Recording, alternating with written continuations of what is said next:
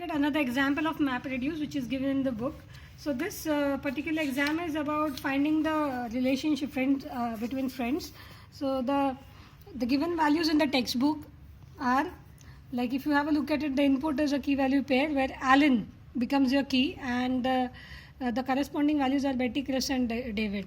So they have shown this entire, they have shown this entire solve this sum in the textbook. However, there is a small mistake in the textbook. So I'm just going to solve it and show it to you as to what exactly is wrong, and I'll explain it to you.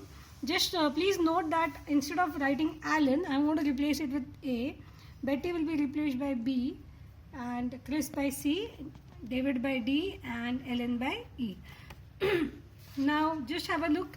The question, I have written the input value as it is over here. Now let us look at how exactly it is solved.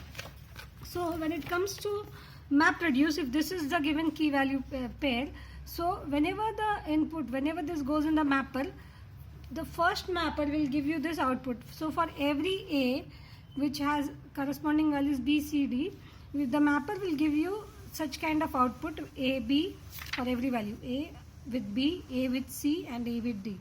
So let's have a look here. So we have A, B, and again at the right hand side we'll have the entire value set as the value. So AB becomes BCD, AC, BCD, AD, BCD. For the mapper 2, it will be again, see now if you will just notice there was A and B in the first mapper. So in the second mapper we are going to write it as A comma B only and not as B comma A, because then it becomes easier for the mapper to find, because these are all, see, both of them are the same keys. The sequence does not matter, but it becomes easier for the reducer to further reduce the values. That's the reason the first value, which is AB, B and A, is written as AB, and then of course the corresponding values as it is. So we'll have the pairing as AB, BC, BD and BE. Okay. Now the third mapper will be again C and A. So we'll write it as AC because AC is already over here. So I'm going to write it as AC and the corresponding value ABDE.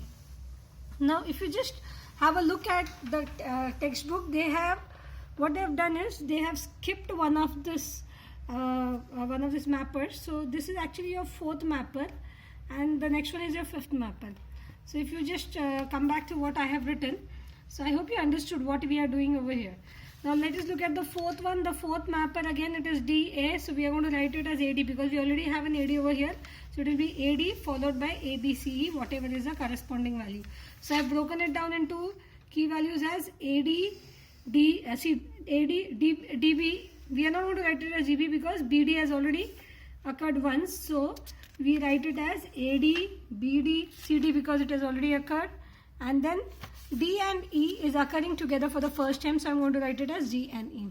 Let us look at mapper number 5. Now again mapper number 5 has E to B. Now B has already come once, so we're going to write it as BE. Again EC, CE is already occurred once, so we're going to write it as CE.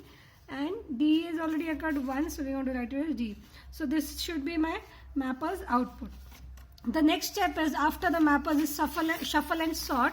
So what we do here in shuffle and sort is simply combine the keys. First, see, most of the times what they do is they sort it alphabetically and then they combine the similar keys. So here A and B are similar. So let's have a look at what we have solved in the beginning. A comma B, BCD and ACDE. So we have BCD and ACDE. A comma C is again BCD and where is A comma C? Next here. ABDE. So BCD, ABDE. A comma D is BCD and A comma D is ABCE. So this is how you solve the entire sum. You can keep on solving it. I'll just solve once to show it to you.